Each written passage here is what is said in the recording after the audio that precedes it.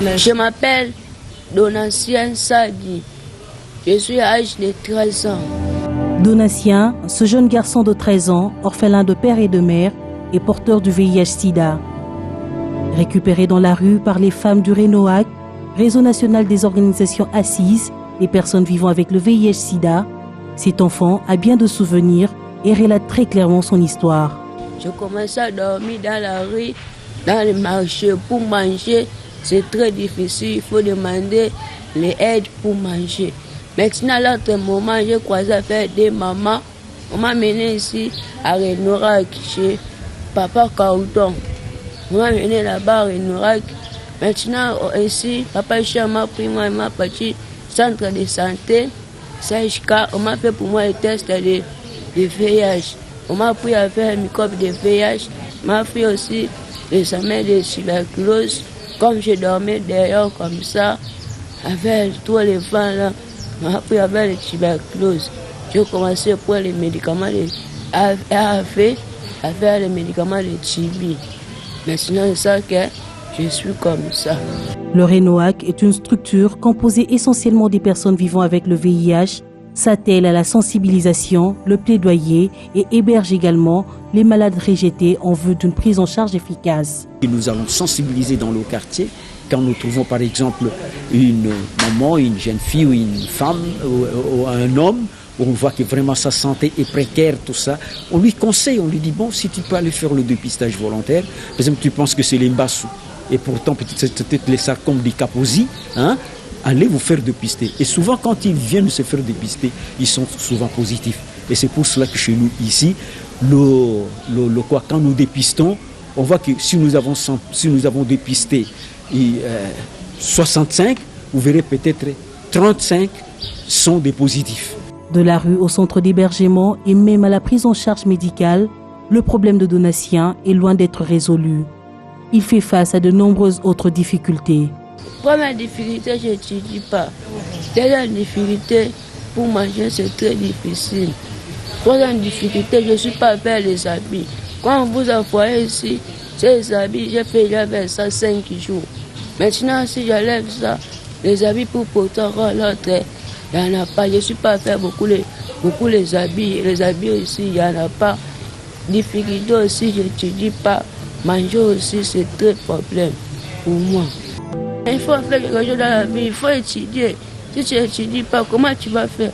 Si tu n'étudies pas, tu vas venir comme un poussé. Mais si j'ai étudié, je vais venir l'homme dans la société. Quand chaque forum, je raisonne ça ne fait pas moi pas bien. Hein? Les mamans me consolent, il ne faut pas raisonner comme ça, il ne faut pas raisonner ces choses qui arrivent. Pour le coordonnateur de cette structure, ce n'est pas encore le moment de parler de zéro contamination et zéro décès lié au VIH-Sida en 2015. Et comment nous pouvons parler de zéro infection et zéro mort du VIH-Sida si les gens ne sont pas corrects, s'il n'y a pas une prise en charge conséquente hein, aux personnes vivant avec le VIH-Sida. Ils vont toujours mourir. Les personnes vivant avec le VIH-Sida disent non à la discrimination dont elles sont victimes dans la communauté et plaident pour une prise en charge efficace.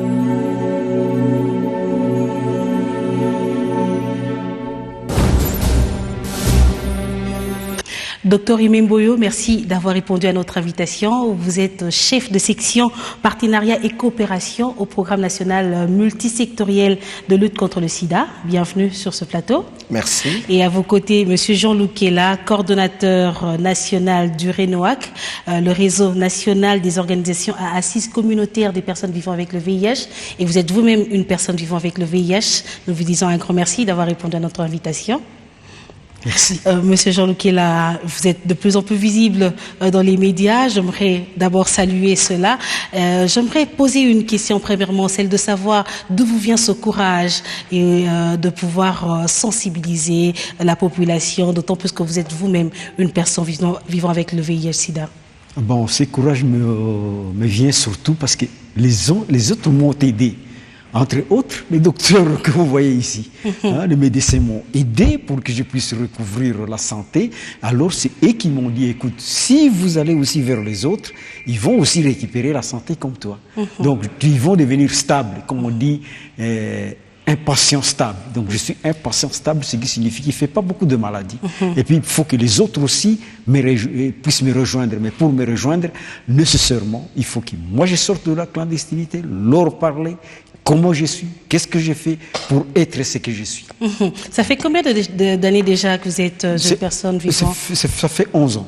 Une personne malade depuis 11 ans, c'est quand même beaucoup. Est-ce qu'on doit dire que 11 ans après, vous avez retrouvé votre santé? Doit-on dire que la République démocratique du Congo assure la prise en charge correcte des personnes vivant avec le VIH-Sida? Bon, on ne peut pas dire vraiment que la prise en charge est correcte.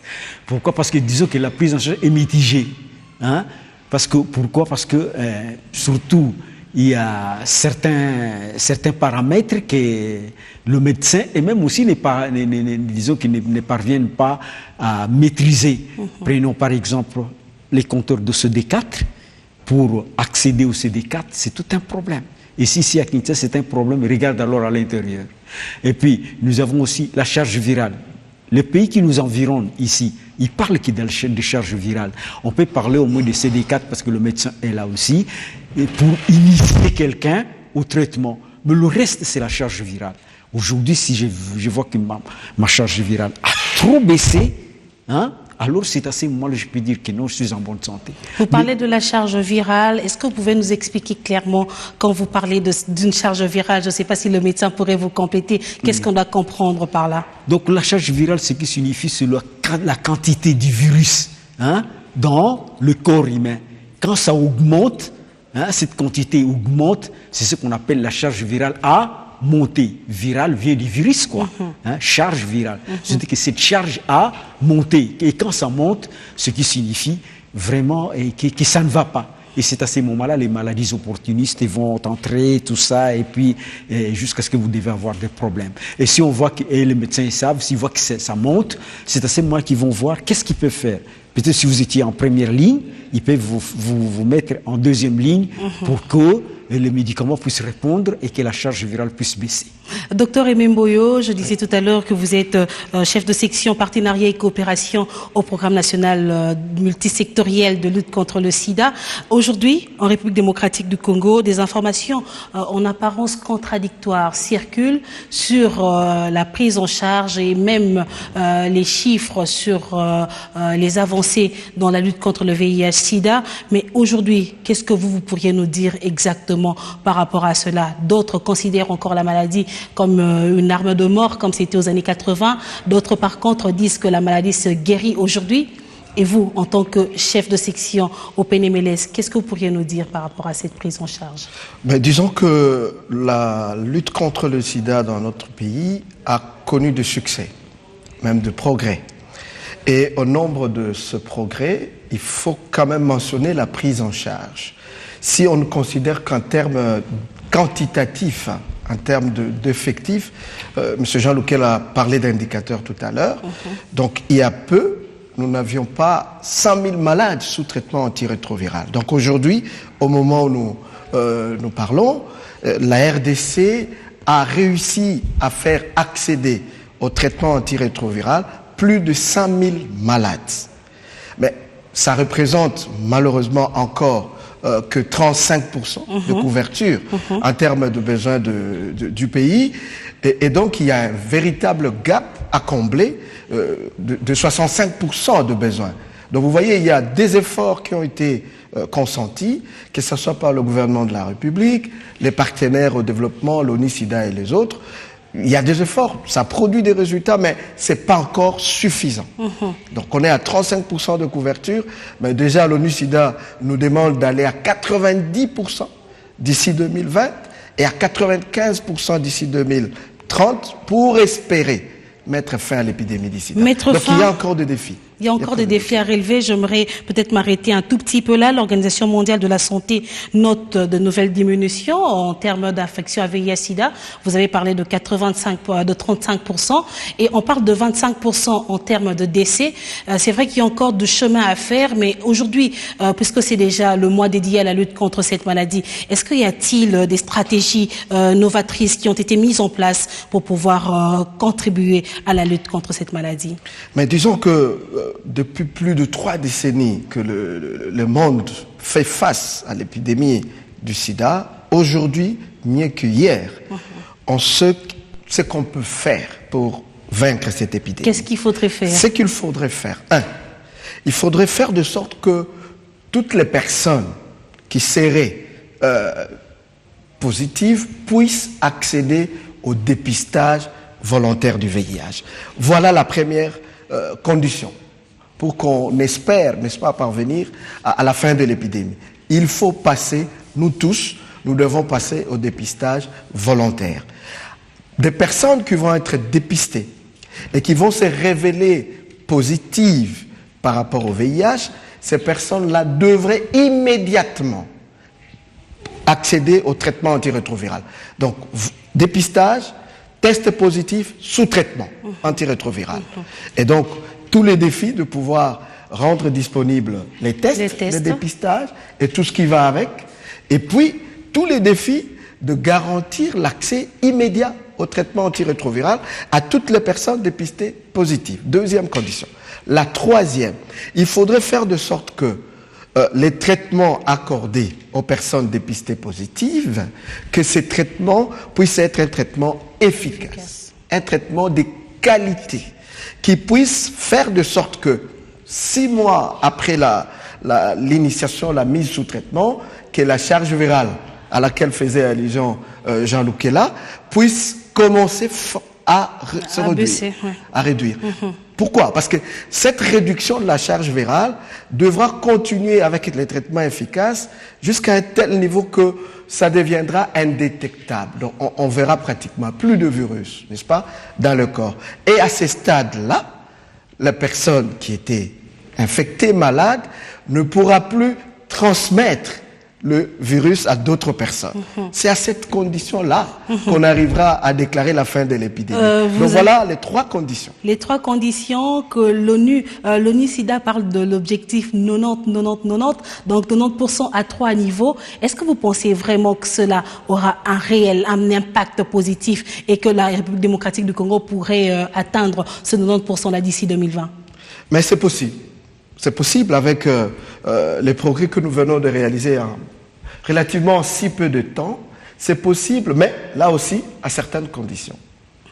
C'est ce qui révèle d'ailleurs les thèmes de la journée, le thème national de la Journée mondiale de lutte contre le sida dans notre pays, à savoir plus d'engagement et plus de ressources pour mettre fin à l'épidémie du sida d'ici 2030 en RDC. Avant que vous ne puissiez aborder ce thème-là, docteur Aimé, vous dites plus d'engagement et plus de ressources pour mettre fin à l'épidémie du sida d'ici 2030. J'aimerais d'abord revenir à monsieur Jean-Luc Kela en tant que coordonnateur du RENOAC. C'est vrai qu'au sein de votre structure, vous recevez de plus en plus des malades qui viennent pour s'approvisionner en médicaments et aussi pour un soutien psychologique. Monsieur Jean-Luc Kela, est-ce que vous pensez que c'est possible pour la RDC de pouvoir éradiquer cette maladie?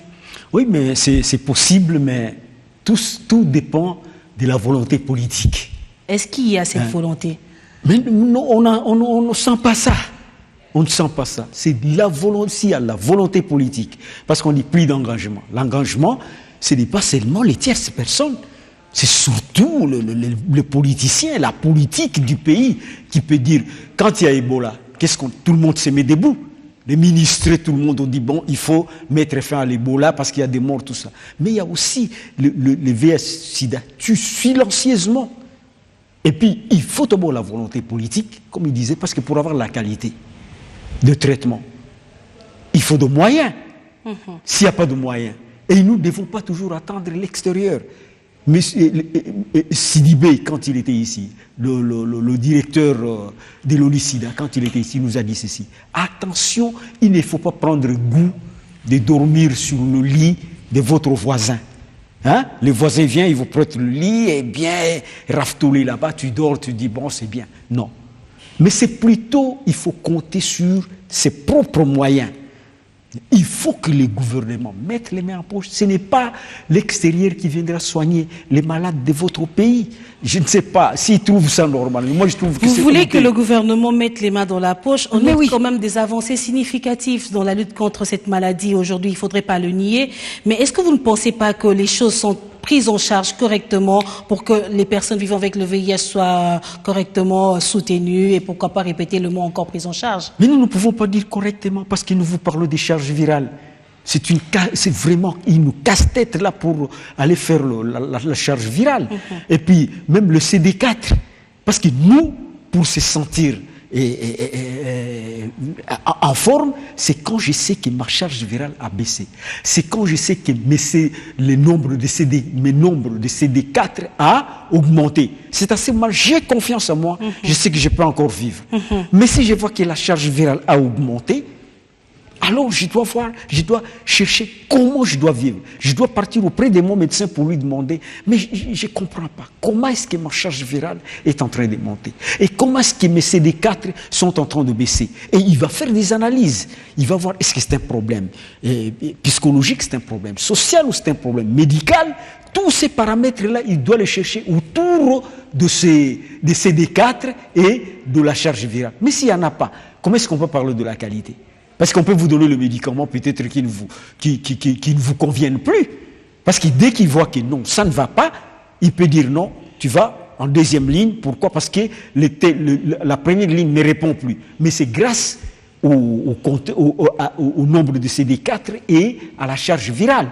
Mais je ne sais pas, on ne peut pas parler de la qualité quand ces deux paramètres-là ne sont pas réunis. Je pense qu'on va s'arrêter encore un tout petit peu, docteur Aimé, pour parler de la prise en charge. Je crois que c'est un réel problème pour les personnes vivant avec le VIH-Sida, comme vient de le dire M. Jean Loukela. Est-ce que vous pouviez nous expliquer comment cela a été exactement fait en République démocratique du Congo? On dit que les antirétroviraux sont gratuits, mais au-delà de cette gratuité, est-ce que vous ne pensez pas que ces malades ont encore besoin d'autre chose au-delà de ce qu'ils reçoivent déjà? Mais tout à fait, mais juste si vous permettez, je voudrais rassurer M. Jean Loukela par rapport à l'engagement politique. Donc aujourd'hui, cet engagement s'affirme au jour le jour. Et on a vu personnellement le président de la République, qui a autant de lourdes responsabilités, venir présider une réunion consacrée à la lutte contre le sida.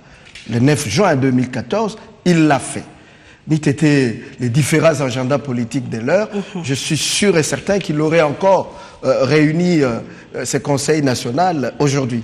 Mais est-il que cet engagement politique, au-delà du président de la République, le membre du gouvernement, le gouverneur de province, les leaders d'opinion, il ne faut pas qu'on s'arrête seulement dans la sphère politique. Donc il faudrait qu'au niveau de la société tout entière, de communauté, que les leaders d'opinion se mobilisent. Donc cela doit continuer. Donc comme on dit, plus d'engagement et plus de d'engagement, tout à fait. Revenons à la prise en charge. En fait, la prise en charge, elle est efficace si elle est globale. Et multisectorielle. Mais voilà, vous l'avez dit. Elle est efficace si elle est globale, c'est-à-dire à la fois médicale, psychosociale, économique, juridique, spirituel, etc., etc. Mais de manière assez brève, disons que tout commence par le dépistage. Lorsqu'une personne, d'abord avant de passer au dépistage, il y a ce qu'on appelle des conseils qu'on donne, le counseling pré-test, et puis après les tests, il y a encore un soutien psychologique, etc., ce qu'on appelle techniquement le counseling post-test. Alors, la personne qui se révèle positive est reçue par, je dirais, l'équipe de prise en charge, l'équipe de soins. Parce qu'il n'y a pas que le médecin, il y a des infirmiers, il y a des pharmaciens, il y a des techniciens de laboratoire, toute une chaîne, n'est-ce pas, de professionnels de santé qui sont à la rescousse, au soutien, au chevet de la personne dépistée positive. Et là, ils vont donc voir par rapport aux infections opportunistes. Si la personne est dépistée tôt. Et c'est là l'avantage, on va peut-être insister, il faut se faire dépister. Le dépistage, un sujet tabou chez nous. Mais voilà, il faut se faire dépister tôt, parce que plus tôt on est positif, mieux ça vaut. Parce qu'on déroule toute la batterie de la prise en charge sitôt et ça pourra, n'est-ce pas, permettre à ce que les CD4 ne puissent pas s'effondrer, la charge virale ne puisse pas augmenter exponentiellement, etc. Et ça va aller mieux. Alors, suivant les différents stades de la personne, dépistée positive ou carrément malade, on va donc essayer de soigner, de prendre en charge les infections. Gratuitement Mais gratuitement, parce qu'aujourd'hui, grâce aux financements internationaux mobilisés par le gouvernement de la République, donc que ce soit le Fonds mondial, que ce soit le PEPFAR, les appuis à travers les agences du système des Nations Unies, Banque mondiale et les autres, tout ça, ça permet dans 354 zones de santé, sur les 516 que compte la République démocratique du Congo, d'offrir ces paquets de prise en charge gratuitement. Évidemment, il y a encore des défis, il y a encore des soucis, on ne va pas les nier. Donc, c'est pourquoi nous travaillons, c'est pourquoi nous sommes là. Donc, ils vont dérouler la prévention, le soin et le traitement des infections opportunistes, ils vont donner les traitements antirétrovirales, ils vont assurer, dans la mesure du possible, mais c'est là où il faut qu'on travaille encore beaucoup, la prise en charge nutritionnelle. Ils devront faire de sorte que le suivi biologique qui permet de surveiller aussi bien l'efficacité du traitement que la toxicité de médicaments, parce qu'il faut veiller à ce que le médicament produise des effets escomptés, qui ne puisse pas produire autre chose. Mais vous voulez veiller sur la toxicité de médicaments. Un malade qui ne se nourrit pas bien, c'est normal également qu'il connaisse ces genres de problèmes sur sa santé. Mais voilà le défi auquel je faisais allusion, notamment la prise en charge nutritionnelle, notamment le suivi biologique. Donc là, nous devons encore travailler. On n'est pas encore arrivé. Je dis, nos résultats sont certes encourageants, mais insuffisants. Donc voilà pourquoi on doit encore travailler. Docteur Ememboyo, il y a quelques années, il y a quelques temps, on a vu des personnes vivant avec le VIH-Sida se plaindre des ruptures de stock de ARV. Est-ce que la situation a été rétablie aujourd'hui? Aujourd'hui, disons que au niveau central, il y a eu un effort pour pouvoir mettre un système national d'approvisionnement assez efficace. Hier, chacun utilisait son propre circuit de distribution de médicaments qui n'était pas facile à contrôler, notamment par le ministère de la Santé publique, les PNLS, etc. Mais aujourd'hui, il y a un système unique.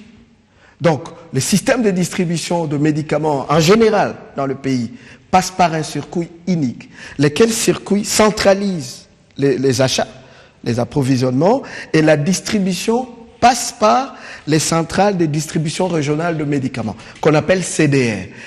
À partir de CDR, les structures de santé qui se retrouvent dans les zones de santé vont faire de réquisitions et les médicaments vont être livrés suivant ses besoins. Mais là aussi, il y a encore des défis. Donc, il faut que le personnel n'attende pas que les stocks dans leur centre de santé ou dans leur hôpital s'épuisent pour pouvoir mettre en branle les circuits de réapprovisionnement. Monsieur Jean Lukela, est-ce que vous êtes d'accord avec le docteur Aimé par rapport à ce qu'il dit? Moi, je dis que je suis partiellement d'accord, mais pas complètement d'accord. Le problème est celui-ci. C'est bon. Vous savez, madame, entre les écrits et le pratique, il y a une fossé là-dedans. Oui, mais justement, par rapport à l'approvisionnement en médicaments, est-ce que vous êtes régulièrement approvisionné, qu'il n'y a pas de rupture de stock? Non, disons qu'il y a quelques fois de rupture de stock d'une façon partielle, par exemple par molécule.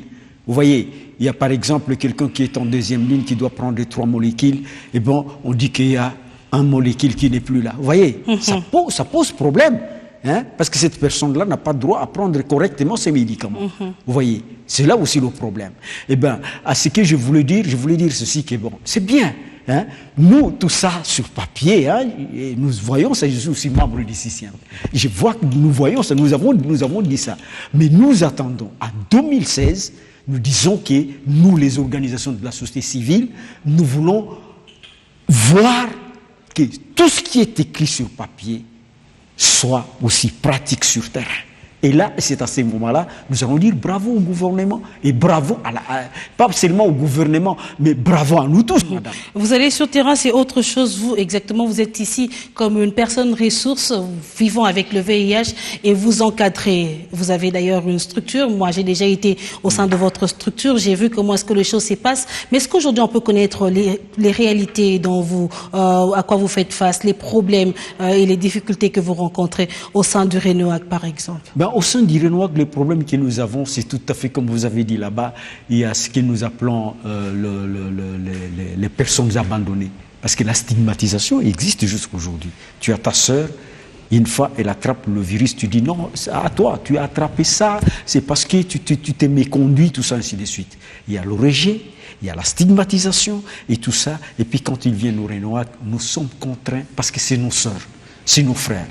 Nous vivons la même situation. Et nous sommes contraints de le prendre, comme vous avez vu là-bas, nous sommes contraints de le prendre, le mettre là-bas et chercher par nos propres moyens pour le nourrir.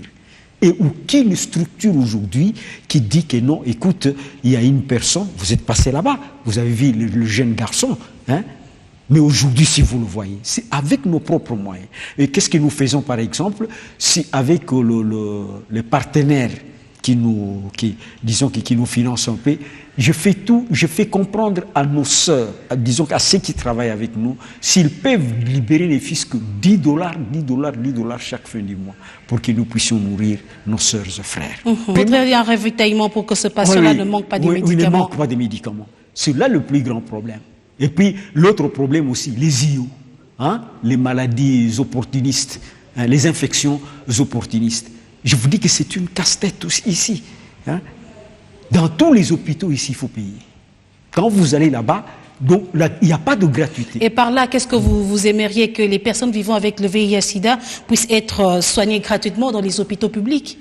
Mais madame, ce n'est pas moi qui le dis, il y a même la loi portant protection des personnes vivant avec le VIH/SIDA et les PA, promulguée par le président de la République, qui dit que les personnes vivant avec le VIH/SIDA doivent être soignées gratuitement. Il s'est bien dit. Allez voir à l'article 11, 12 et puis 13, vous allez voir que c'est dit que la prise en charge médicale dans les institutions de prise en charge médicale, que ce soit d'État, que ce soit d'autres institutions qui disent que bon, nous allons, mais excusez-moi, les infections opportunistes liées au VIH/SIDA. Mais ce n'est pas parce que, par exemple, une dame qui a des myomes ne va pas aller se faire soigner quand même gratuitement. Non, mais quand c'est lié, le médecin voit que non, ça, c'est lié à l'infection du VIH/SIDA. Alors là, ça doit être soigné gratuitement. Merci beaucoup, M. Jean-Luc Kela. J'aimerais revenir au docteur Aimé. Docteur, par rapport à cette année qui s'achève, 2015 s'achève, c'était déjà l'objectif, on devrait normalement atteindre l'objectif de millénaire. Et on va passer aux objectifs de développement durable. Est-ce qu'aujourd'hui, on peut essayer de faire un bilan par rapport à l'objectif 0? Mais disons que l'objectif 0 s'inscrivait dans une certaine durée. Dans une certaine durée. Ça s'achève déjà. Ben, les OMD, on a vu, parmi les cibles OMD qui ont été atteintes, il y a la mise sous traitement antirétroviral.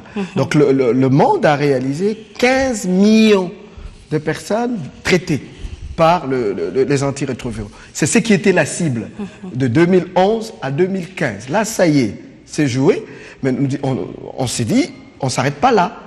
15 millions de personnes sous traitement, mais faisons de sorte que leur charge virale devienne indétectable de manière à ce que nous puissions mettre fin à l'épidémie du sida. Et c'est possible? C'est possible. En tout cas, on a vu les 3 conditions tout à l'heure. C'est prenable. C'est jouable. Dépistons-nous, traitons correctement, et puis que ces traitements soient efficaces. Donc, mais là, ça impose aussi à ce que nous puissions arrêter de nouvelles infections.